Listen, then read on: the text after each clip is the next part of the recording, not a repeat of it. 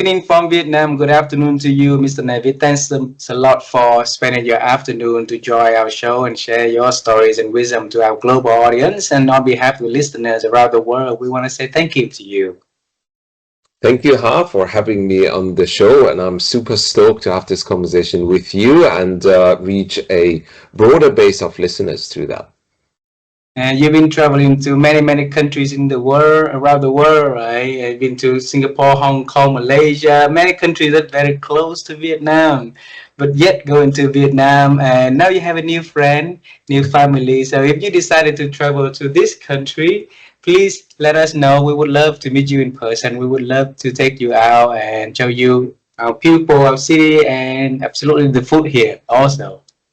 For sure, for sure. I've been traveling to 60 plus countries, but unfortunately, Vietnam has not been on that list yet. But there's more to look forward to. So, yeah, for sure, I will do that. Absolutely.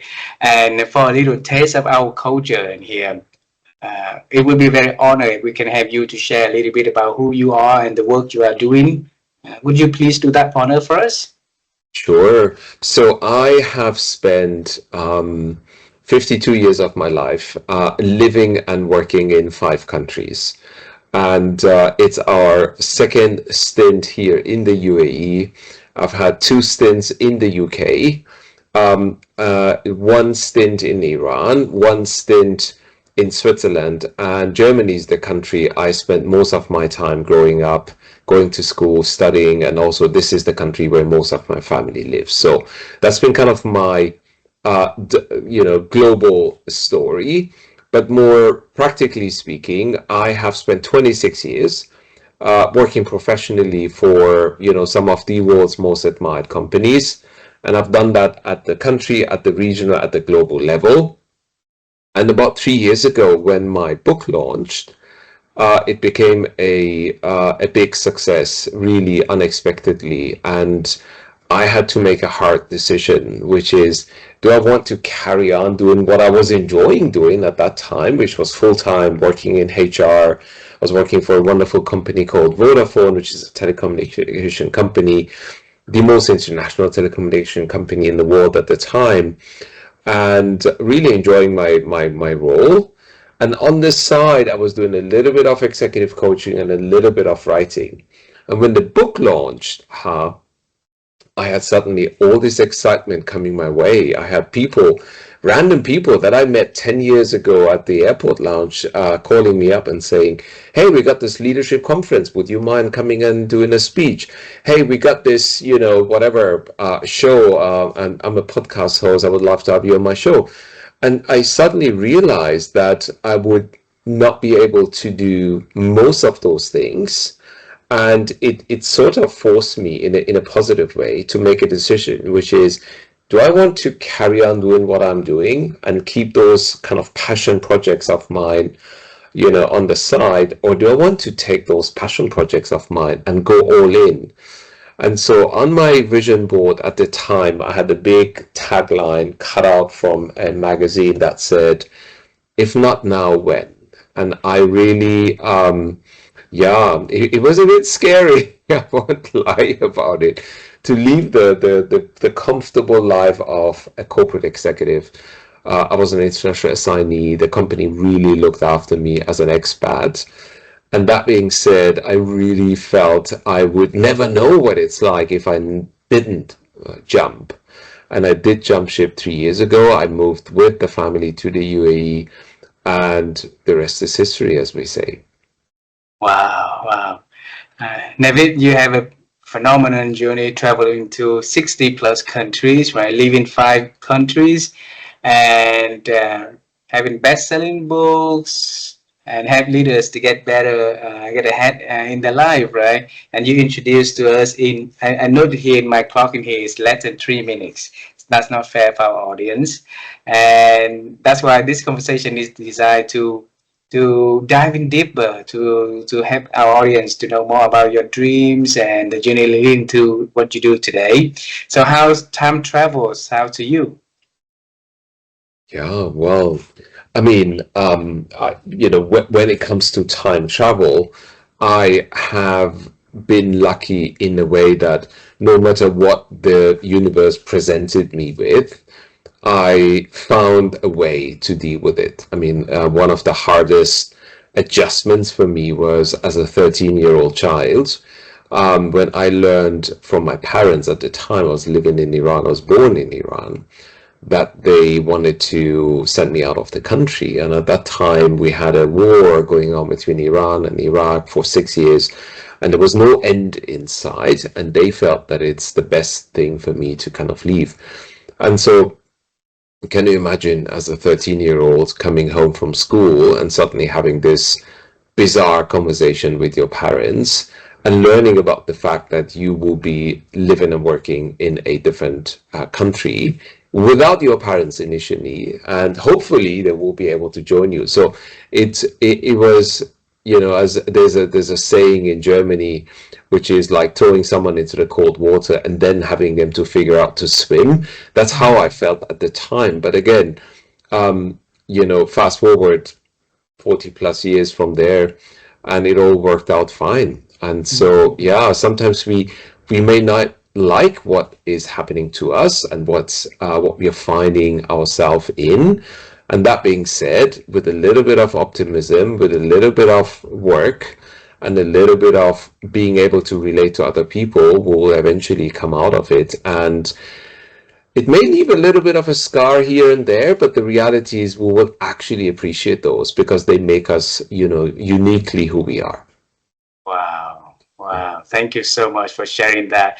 We're going to dive even further to 13 years old. Okay. I'll lead the way and then we take it from there.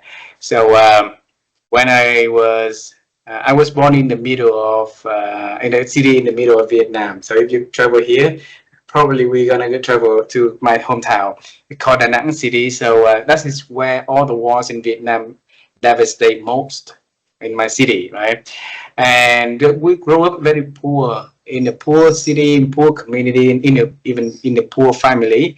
And one night we had electricity. The next night or two we did not have electricity. So speaking is it's dark everywhere, right?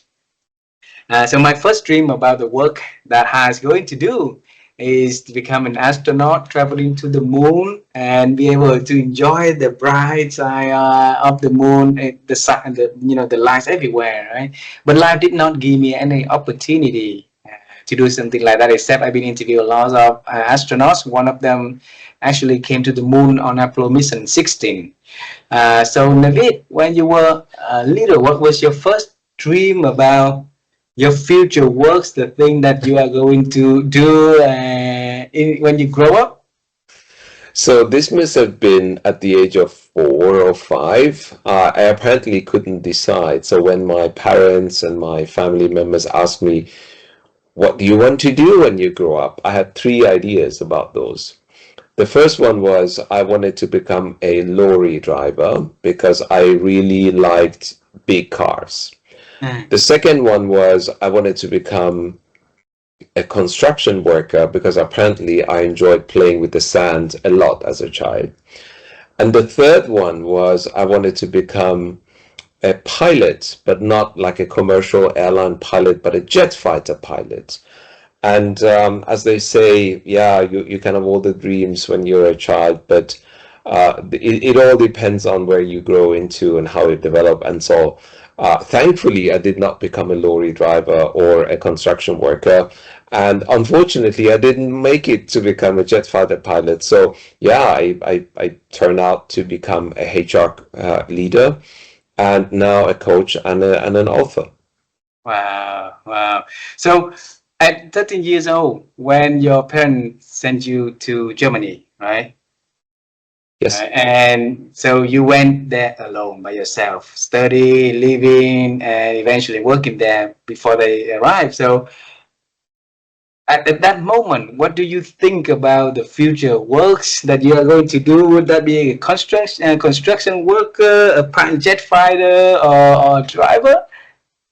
Yeah. See, I mean, I moved out myself, but I wasn't entirely on my own. I had three aunties and an uncle living in Germany at the time, and that was why my parents decided to send me to Germany. At least we had some family there. Mm. And eventually they were able to join me. So about a year later, when they joined me, we then kind of reunited as a family. But it was hard because I mean you said you grew up in a kind of not a rich family and so on and so forth. I would say we were probably some sort of a middle class family at the time. I mean my mom had a PhD, my dad had a master's degree. Almost every single person in our family is somehow educated in some form or shape. And so we were not rich, we were not poor, but we had a, decent lifestyle. And of course, this all changed when I moved to Germany and when my parents joined me, because of course they could not continue their jobs the way they used to do them back home. And so we suddenly, I guess became poor. And so that was a hard landing. I mean, if you don't have much, then you're not used to much. But if you have a very comfortable life and suddenly you have to go all the way back kind of to the basement and kind of start to work your way up from there, that is tough, but it also teaches you a lot around resilience, grit, and really the ability to be able to bounce back as and when you're ready. Your parents come in a very educational family. So what did they do for can you share with us? Yes, so my mom had a PhD and she was a pharmacist, and but didn't work in a pharmacy store. She worked in a lab, and my father had a communications degree, so he worked as a PR expert. Ah, and then when you left the country, and then since when they moved with you? This was many, many years ago. So they moved to Germany 1 year later, 1 year after I had left. So for that 1 year period, I was kind of with my rest of the family, and I was rotating between those. And how did you feel? Look, I mean, it was what it was at the time. I was going to school. I was trying to make the best out of the situation. I was obviously missing my relatives and my first degree family members, but it was just due to the situation that was ongoing back home in our country, and there was no other way around it. So it was a hard one to accept, but yeah, I didn't have really much choice. And then moving from Iran to Germany. All Yeah. right, and then when your family reunited a year later, right? Absolutely, the dreams that you had when you were at 4 years old totally changed in the new country, in the new place. So how did that dream evolve at like 14, 14, 15? Yes. I guess what I stopped thinking about is what do I want to become 10, 15 years down the line. I was much more short-term focused. I wanted to improve my German language skills. I wanted to, excel at the school. I wanted to start to get some first-hand experience in the job market. So I stopped kind of looking far out and thinking and dreaming about all these various options. And I was a lot more kind of on the money to think about, okay, 1 year from now, where I want to be, maybe 2, 3 years, but that was maximum the outlook. So it really forced me to kind of, yeah, take a step back and think about the tomorrow and not worry about what happens day after tomorrow in a way. So how could that vision of tomorrow looking being able to leading you to like traveling the world and doing like a high level at international companies like that, share with us. Well, this happened all a lot later, to be Mm. perfectly honest. So I had not traveled to many countries. I think at the age of 18, I had my first trip to the US. So I flew to New York City, and that was nice because it was so different than Hamburg, which is my other hometown, and Tehran for sure. So these were the only two towns that I knew well. And so, yeah, it all evolved later. I mean, it started with business trips as part of my roles, and later on, it became a hobby of mine to also use my holidays and kind of spare time to travel to different countries, learn about different cultures. Right. But it all didn't happen overnight. I will turn 53 very soon, so I had obviously a lot of time to do all those things. When is your birthday? Later in November. Later in November. So I make sure that I'll release this conversation in late of November so that we can celebrate your birthday together. Okay. Great. All right. So I think that when I screen at your profile, you didn't start your career HR person, didn't Mhm. you? That's right. Yes. I Ah, actually, yeah, that was a, let's say, a point of debate at our home with my parents at the time because when I finished my school in the year 94, I did not go immediately to study. And that was a lot of explanation I needed to provide as to why not? I mean, I had very good scores. I certainly could have studied immediately if I wanted to do that, but I was just so tired of this thing called school and learning and writing and reading. So I really felt, and I did promise to my parents at the time, I said, look, it's not like I'm not going to study forever. I just don't feel like, again, continuing with books and writing and reading and learning. So I took those couple of years out to experiment with the world of work. And I spent 6 years in total working in sales capacity. So I did 3 years in a retail outlet store. So I did B2C sales, and then the other 3 years on the back end of that, I worked in a an event venue, and I was marketing the event venue and selling it to corporate. So that was B2B sales.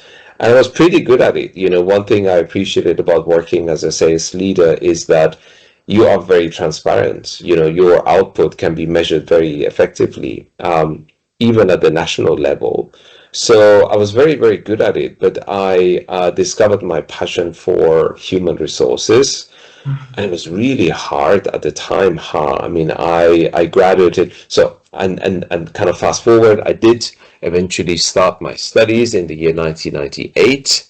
I did study for 4 years. I did my master's in international management, foreign trade, which was pretty generalistic if you think of it. It wasn't finance or it wasn't HR or it wasn't marketing. It had all those aspects included.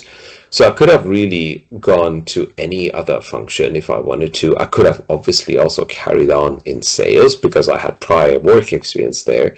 But of course, I had discovered my passion for the HR function. And in the year 2002, when I really badly wanted to move from sales with my study of 4 years of international management to move into HR, at that time, nobody wanted to give me a chance. And so I had to apply at that time, mostly also manual applications where you had to print out, documents and sign them and put them into an envelope and ship them. Um, I got a lot of rejections, and sometimes if the HR person was kind enough, they would ring me up and say, "Hey, I saw your application for whatever the entry level HR role.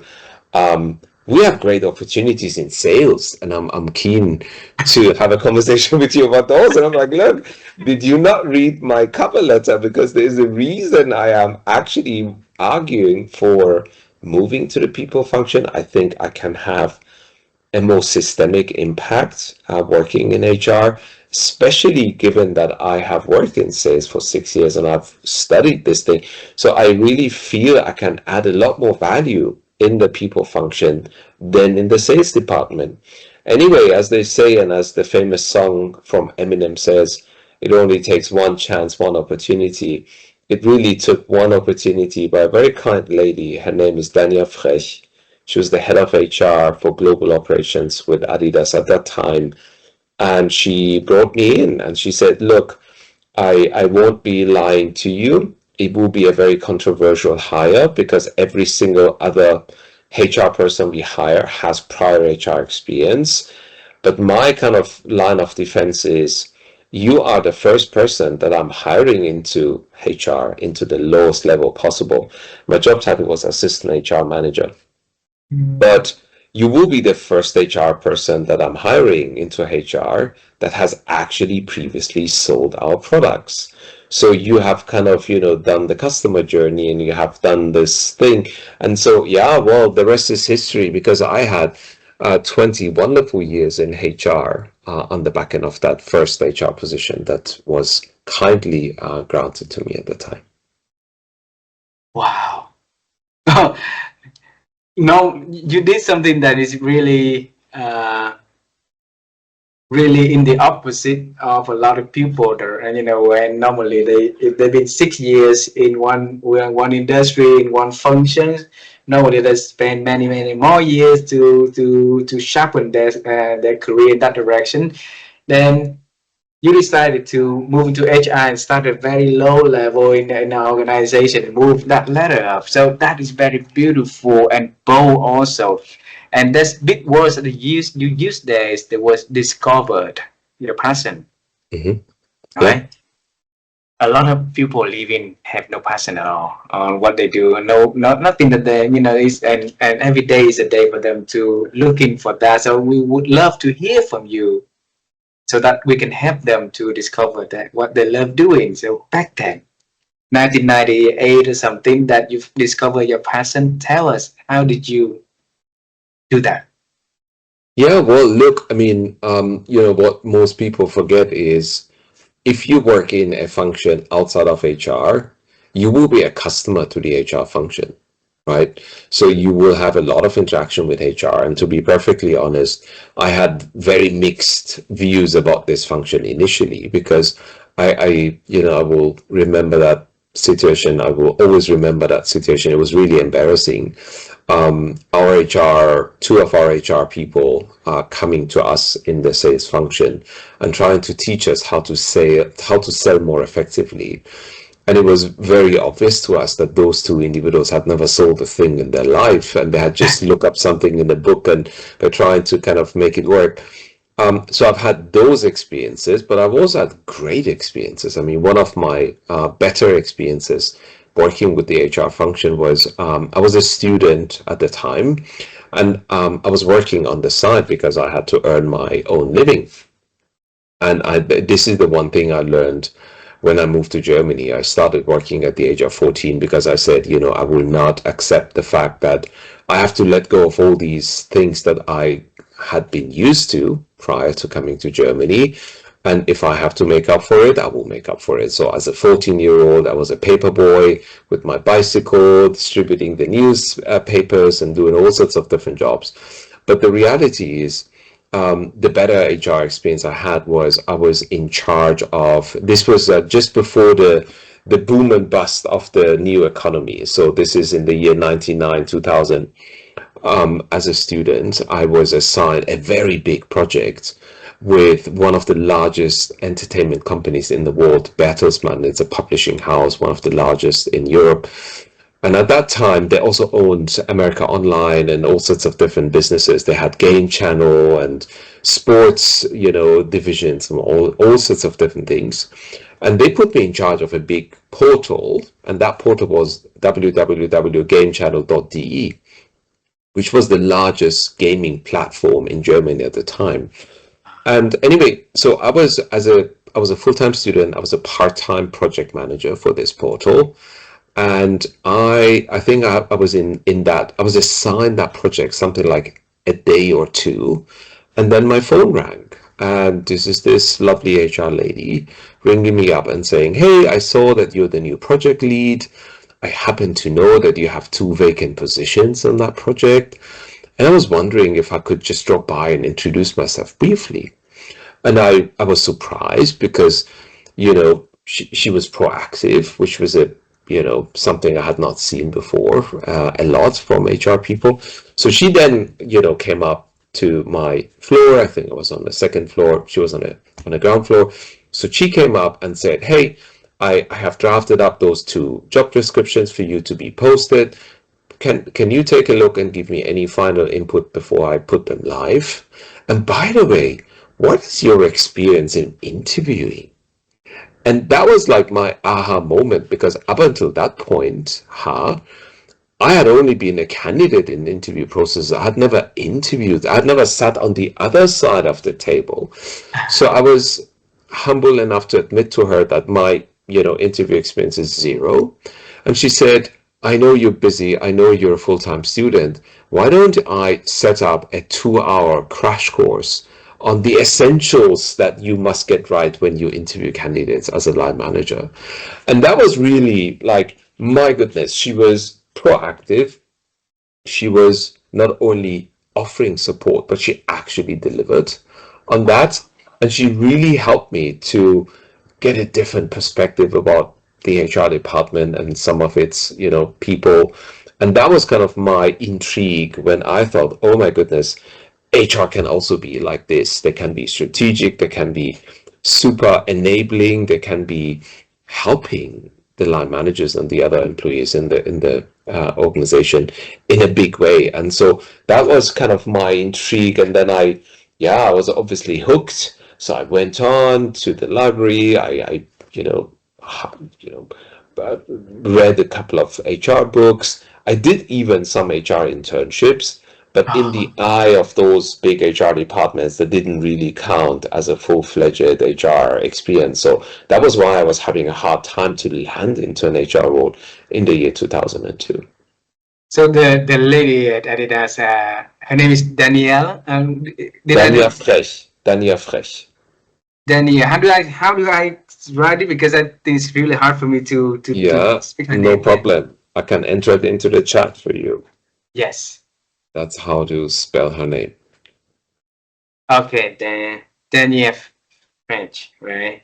Yes. Alrighty. Wow.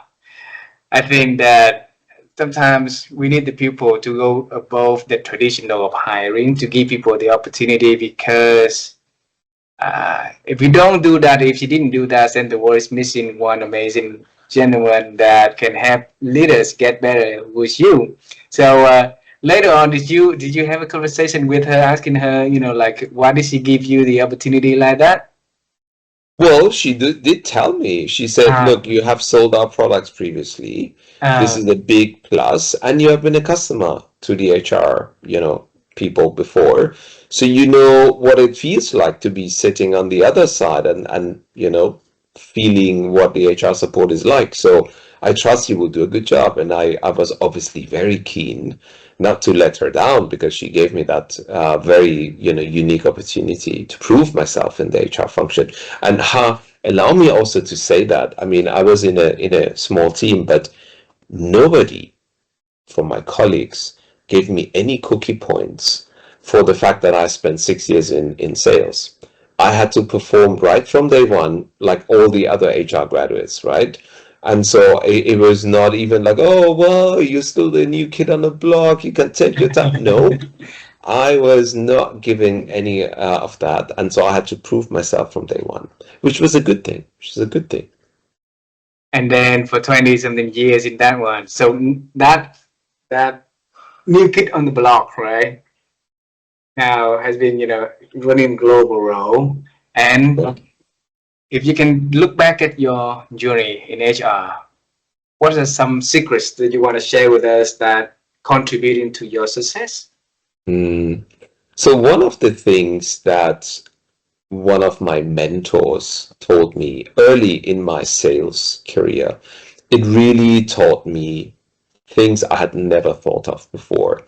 And they may be super simple kind of lessons, life lessons or lessons in leadership, whatever you want to call them. But I really thought that they were a game changer to me and to the way I lead. So the first one was, when I started selling those products in this retail outlet, it was called International Sports. That was the name of that retail outlet. And we would sell, fashion items, sport items, sneakers or trainers, and all sorts of different accessories. I said, look, I've never sold in my life, and I really want to do a good job. So do you have any words of wisdom for me? And he said, yeah, I have a few. The first one is, You do not have to be the best in anything, including sales. All you have to do is to get better at it every single day. So that really took away all this anxiety that I had, which was like, oh my goodness, I'm just the new kid on the block. I've never sold anything and I really want to do a good job. How do I go about selling? That really took away all this anxiety that we sometimes have, which is like, oh, you're not born with a selling gene? Oh, bad luck. You cannot do this then. So that was the first hint or tip or advice he shared with me. So you don't have to be the best in anything.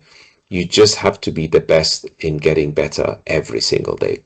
The second tip that he shared with me was put yourself in the shoes of your customer and truly understand from their angle what is it that they truly want. Again, I guess you could get the same out of a chat GPT if you wanted to ask for sales advice, but the reality is it really opened my eyes in ways that I didn't think possible. One of them was if you were a customer of mine, so if I'm in that retail outlet, you just walk in and you're looking for a black CK shirt with a logo on top and this and that. If I do not have that product item to sell to you, of course the general wisdom would say, oh, have you thought about buying a black polo shirt? It's actually much nicer than the CK one, and it looks much better on you. Try this on. And so that actually meant when you are really keen on this particular product, I would actually tell you where to buy that, and clearly we don't have it in store. And that would make you a return customer to me because you realize on that day, in that moment, that I really want you to get to what you want to, and not because I have some targets to hit and I'm just flogging something over to you and make the sell and not caring about what you actually wanted when you achieved, when you approached me. And then the third wisdom that he shared with me was really something interesting. He said, look, and he was an amateur football player. He said, look, when you train with the pros, even if you are only observing them, you will improve your performance over time. So essentially what he meant was when you are in this branch of our retail outlet, there are 5 to 6 salespeople around. Some are outstanding in what they do, and others are average, and some aren't really good at what they do. Make sure you get close to those top performers, top sellers, what have you, because you will learn, and even if you're observing them in action, you will learn things that you can make your own in your own authentic way. And so those 3 things are what I call life lessons. And whether I was in HR, in a country role, in a global role, in a regional role, in this industry, in that industry, one of the fun facts about my 26 years working for large corporates is that I never repeated the industry. So I moved from retail to events to sporting goods, Adidas, then to commercial finance. That was with GE, General Electric. At the time I joined them in the year 2005, it was the world's most admired company on the planet. Then I moved to another company, BAT is the name, and they're a fast-moving consumer goods company. From there, I moved to a pharmaceutical company based out of Switzerland called Roche, which is the top 5 pharmaceutical company on the planet. And then I moved to Vodafone, which is a telecommunication company. So I made it extra hard for myself because I couldn't really apply any industry insights into the same industry in another company. But I really learned how to transition successfully from industry to industry to industry to industry. I did that 6 times over. So yeah, and coming back to your original question, what are some of the lessons? What are some of the thoughts you have? It all boils down to those 3 things. It's all about creating value and having a long-lasting impact, and the rest will take care of itself. Wow. Wow. Do me one favor, okay? Bring me to that moment that you sat with that manager that you asked for Yes. wisdom. You were young and naive, right? You were young and Yeah. naive at your first job as sales. Yes. And normally, his name is Michael, right? Michael Michael Klein. Klein. Yes. Yes. Okay. So you reach out to him and ask for advice on how you could get better and can become a better person, adding values to their operations, right? I don't think that a lot of people that at that age would do the same. What made you do that? Look, I guess it was curiosity. It was my kind of inner voice that wanted to do a good job, to be a good employee. It was also partly due to my ambition, right? I wanted to be among the best in whatever I do. And I don't have to be the best right from day one, but I will eventually get there. So it was a combination of all those things, I guess. Wow. And why did you choose Michael? Well, he was a senior guy. He had been in sales for, I don't know, 20, 30 years. He was actually in charge of, initially of two of the branches of the retail outlet. And later on, he became the national sales leader. So he was in charge of all 14 outlets in the country. And he was just an incredible guy. And he had prior sales experience before coming to this company. So he was, what you would refer to as a sales veteran, as a sales, legendary sales kind of type person. And I'm always inspired by those people who have been there and done that. And so I thought maybe I would have understood if he had told me, look, I'm 2 levels above your pay grade. Why don't you ask someone else to give you this advice? But he really was a kind guy, and he really saw that I wanted to do a better job, and he had no hesitation to, yeah, share those wisdoms with me. What you just shared, I hope that our audience, when they listen to that, see the importance as a leader, as a manager. We give words of advice, words of wisdom, share the kindness of, like to help other people to see how they can accelerate in their career. Because later on, for 20 something years, you still remember exactly the 3 things that he gave you something years ago. And I'm sure along the way, your words of wisdom carries to other people, to help them grow also. All right. So we bring you to the next topic is about, the transition, to writing. What made you write that book? Yeah, well, stupidity, I guess, is the short answer. I really thought when I had the idea to write a book, I thought, okay, this is gonna take me a year, right? I mean, what's the big deal? I want to write a book about a topic that I feel deeply passionate about. I feel decently knowledgeable about the topic at the same time. And I'm an ambitious guy. Whatever I put in my mind, I'm eventually going to achieve it. So I thought of this project to be a year-long project. And of course, I didn't tell anyone. Thank God I didn't tell anyone, because that would have been the biggest embarrassment of my life. It took me 7 years from start to finish to publish this book. And it was very hard. It was a lot harder than I ever imagined it would be. Because up until that point, I mean, I had written a few articles, some blog posts here and there. I actually contributed a chapter to 2 other people's books. So those were the kind of books that they reach out to 12 different people. Everyone submits a chapter, and then that becomes the kind of the book. So I thought it's the same effort times 12 times 14, and it's really not a big deal. Well, little did I know how hard it is for me, at least, to write a book.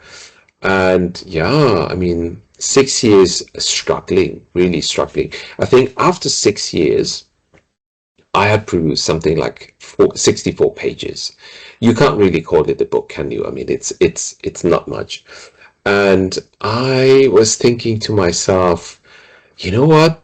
I don't have enough life left in me to finish this book. I mean, if you think of it, 10 pages a year, and a normal book has got what, 250 pages. That's another 19 years of writing. I cannot do this. So I was thinking about, how about I just publish this as a white paper, just to be done with it, you know? So that was what I had in my mind. And as the universe sometimes finds its magnificent ways to connect us, I was on a call with a fellow coach and HR leader. So this is a pandemic kind of, strange time where we would spend 12 hours per day on calls like this. And we were on a call prior to this one-on-one call, and she and I connected, and she suggested, hey, why don't we have a one-on-one call on the back end of that? And I said, sure, it works also for me. It's kind of end of play my time. Anyway, so she comes on the call and she's all like shining, smiling, and so on. And she said, look, I'm so happy. I thought I would let you know that I have just signed up with someone to write a book. And I thought, oh my goodness, I'm not going to tell her anything about my misery of trying to write a book, because if I did tell her, she will not complete her book. And she's like, yeah, this guy is amazing. His name is Eric Costa. He's a professor at Georgetown University. And he has this incredible online book writing class he called the Creator Institute at the time. And there is more than 100 people of us. And we are dialing into weekly calls. And he's giving us some framework, some wisdom, some action. And then we are following up on those. And so I just kept quiet. I really didn't want to discourage her from writing a book. And she said, have you thought about writing a book? I would be happy to connect you with Eric. And I'm still thinking, I'm not going to tell her anything. This is going to be a big embarrassment. Anyway, and then she said something that really caught my attention. And she said, and you know what's the most incredible thing about this guy? He seems to have the most incredible Rolodex of thought leaders that he gets to come on live calls with us.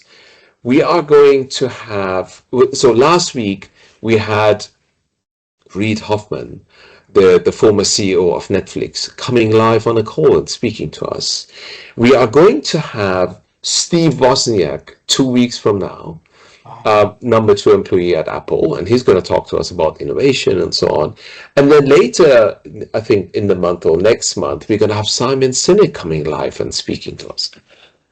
And I'm thinking, I mean, my chances of ever being on live calls with these kind of people is essentially zero. So that was really intriguing to me. Not the book professor, not the book writing class, none of that. I was just intrigued by the fact that I could be on live calls with all these thought leaders, gurus, and so on, and ask them questions. Anyway, so I said, yeah, why not? Why don't you connect us? And she did connect us.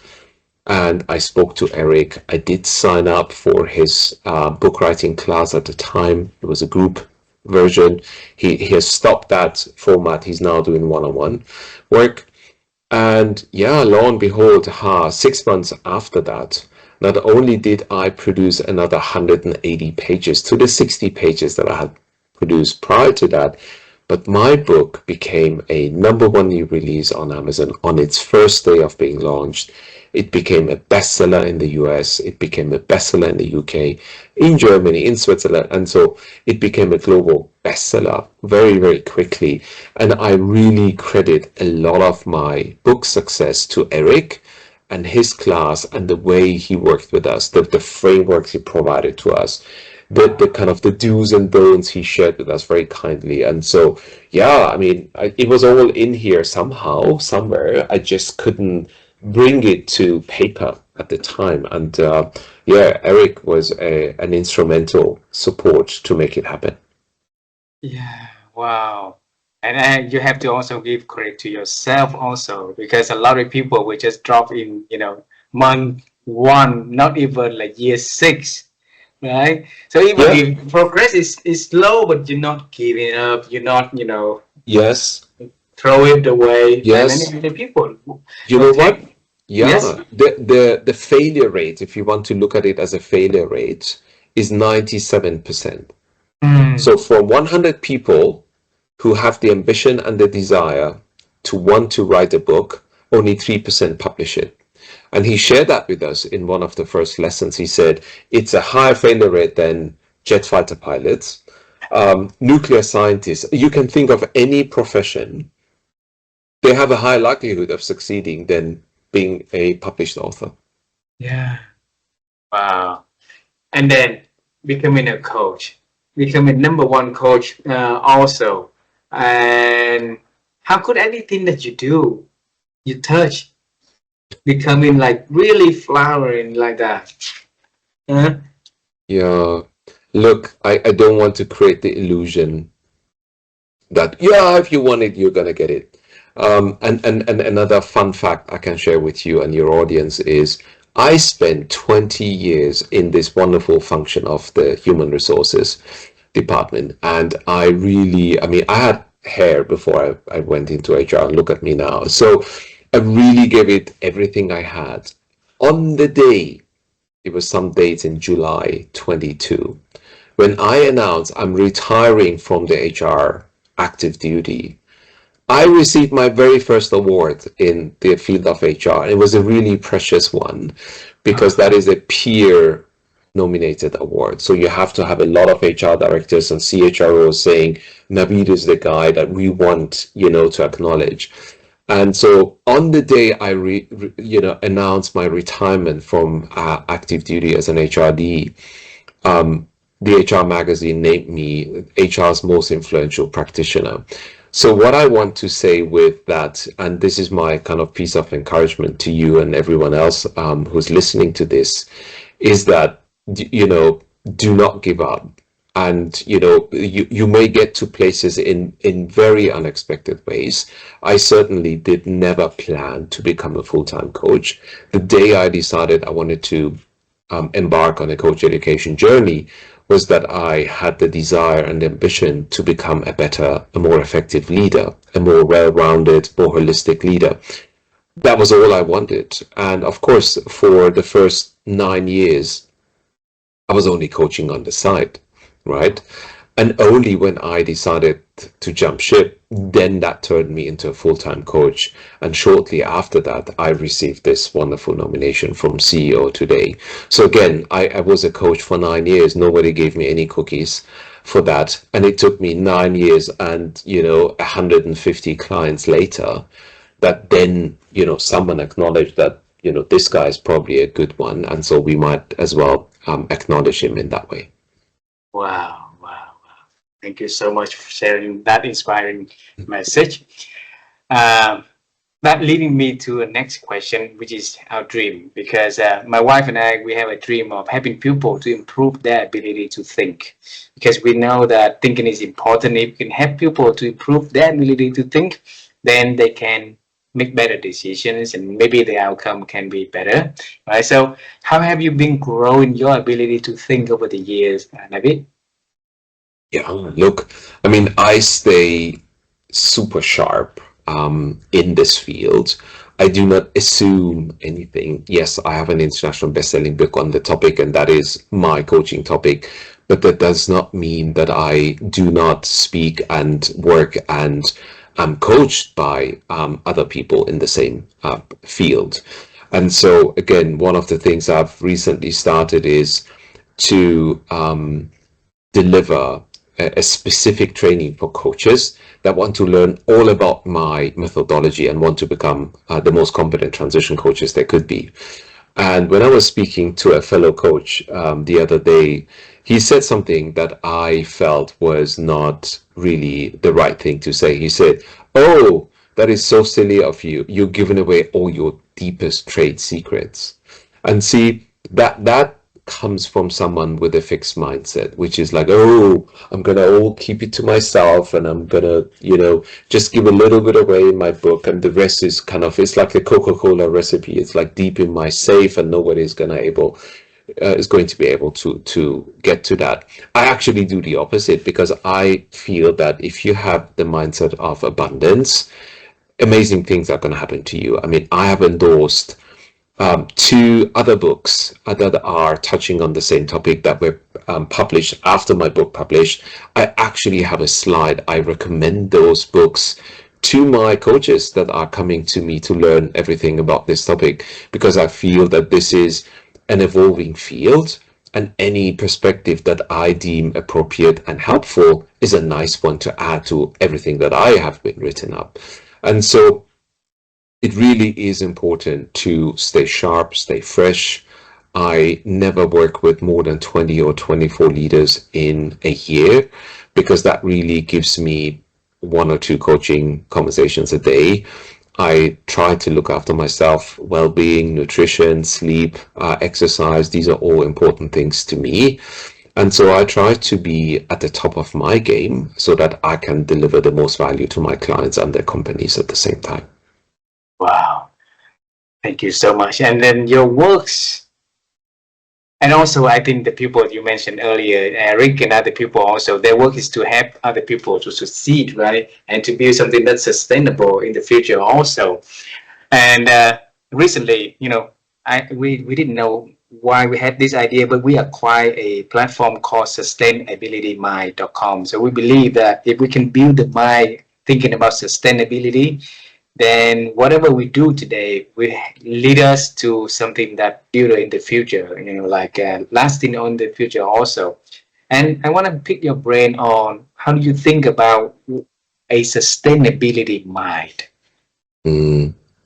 Yeah, look, it's the currency of today and tomorrow, right? I mean, I supported the finance function in my last 5 years as a global head of HR, and I really learned a lot about how to sustainably manage your profit and loss analysis. And so, really, your P&L, you can go up and down and do this and that, but that's gonna, not create a great amount of trust and confidence in the investors and the shareholders and so on.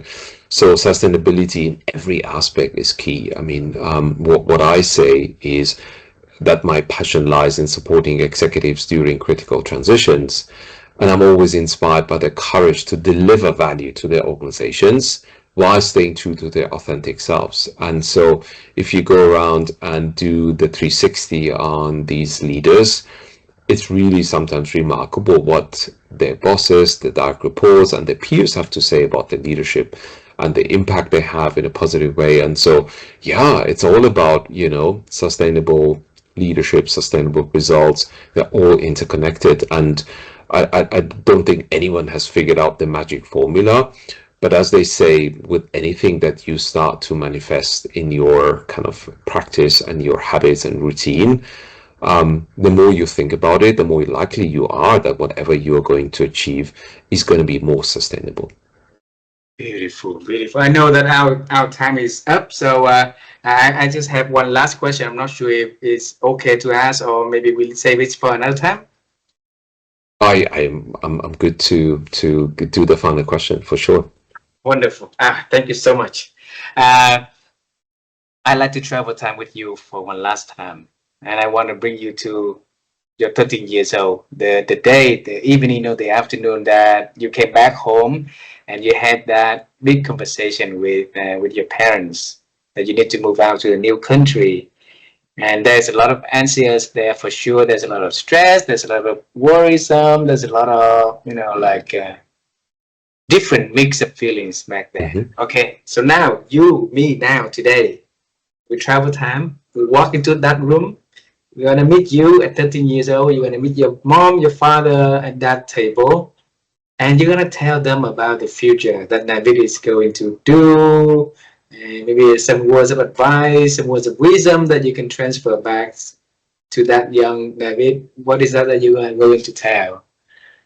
Well, I guess it will be something along line, trust that everything is going to work out. And so just give your best, and the rest will take care of itself. Thank you so much. Thank you so much. I don't think that only that young Navid is needing it, and then a lot of people today is needing it in the world full of changing, full of disturbing at the moment.